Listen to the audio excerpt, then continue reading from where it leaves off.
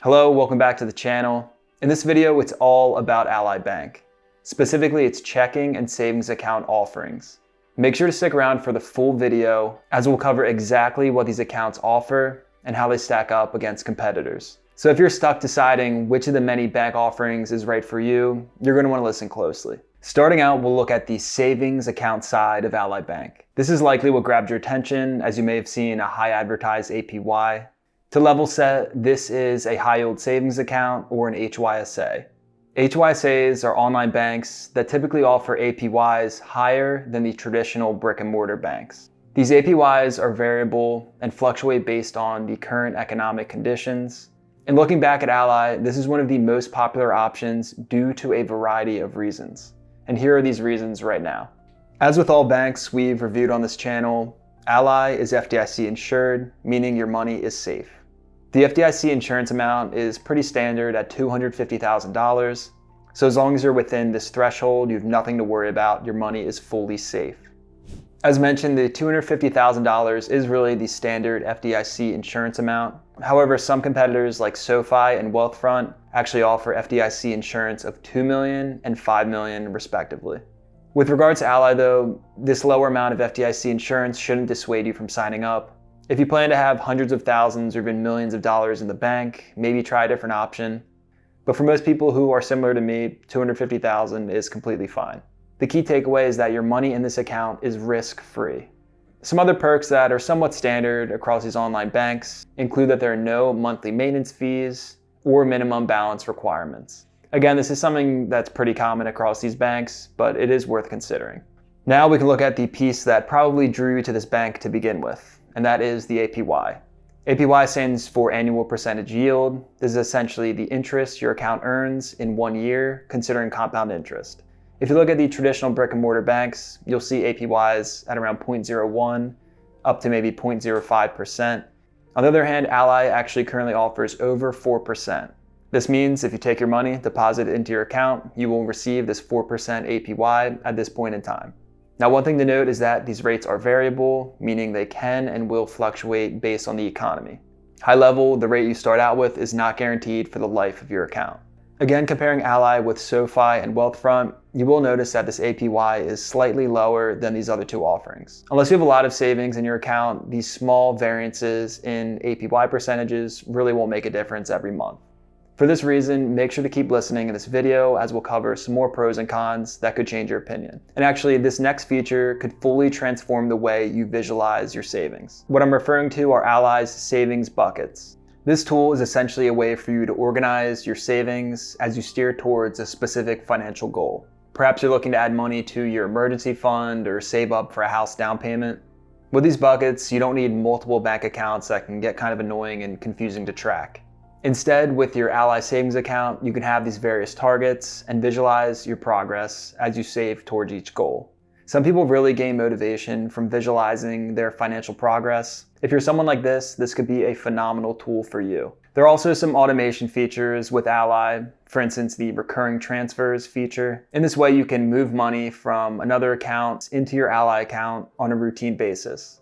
For example, if you receive a direct deposited paycheck every 2 weeks, you can take a portion of those payments and bring them directly into your Ally account. Overall, it's really just an awesome automation tool that can help boost your savings. Next, we can look at the customer support. Unlike some competitors, Ally's customer service is available 24/7. You can call, chat, or email this service center. In all honesty, with most HYSAs, you probably won't have to reach out to customer service too often. But in case you do, it can limit any anxiety you feel, as any point in time you can reach out to have any question answered.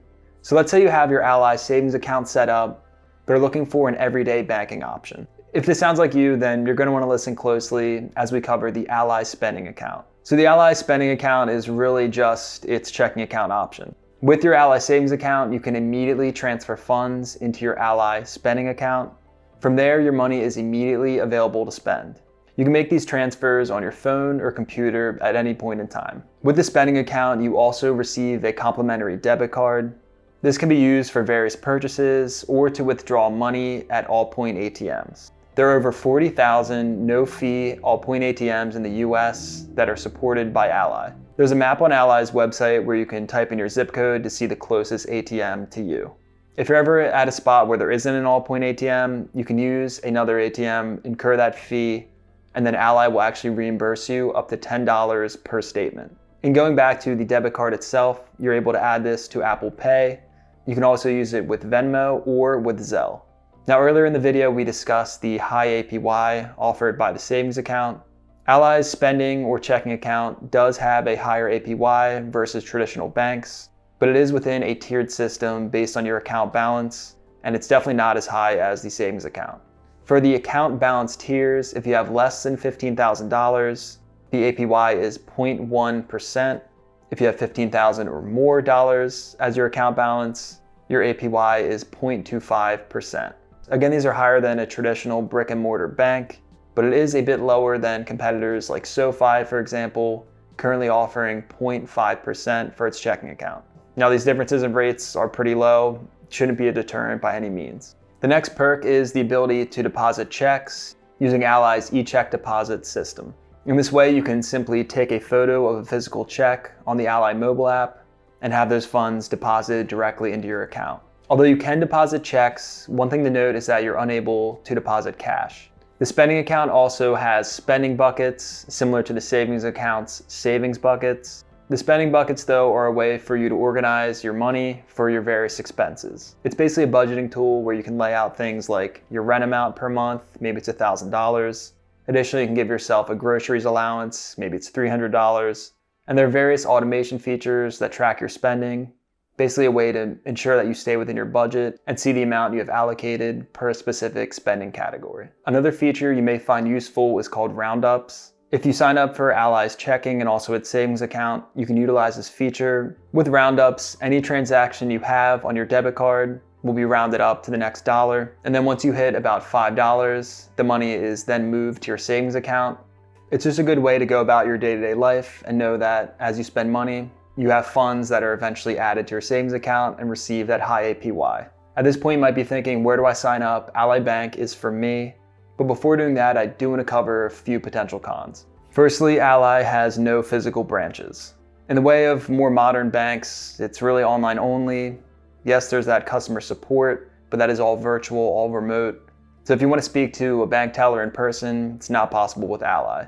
For this reason, you'll have to be somewhat tech savvy. The mobile and web app are intuitive, but they're not as no frills as Marcus by Goldman Sachs, for example. With that being said, there are many, many happy customers with Ally Bank, but just wanted to call this out. The last point I'd like to cover in these videos is that you will be receiving a lot of interest on this account, depending on how much you have in your savings. But one thing to keep in mind is that this interest is taxable. The IRS considers this as income, so when tax season rolls around, you will have to pay a bit back to the government. Granted, you will keep a majority of the interest you earn. So that just about sums up Ally Bank's checking and savings account offerings. Hopefully this video pointed you in the right direction, and if you enjoyed things, make sure to leave a like and subscribe for more similar content. If you're still not convinced and want to learn about another popular online banking option, check out this review of the Wealthfront Cash account.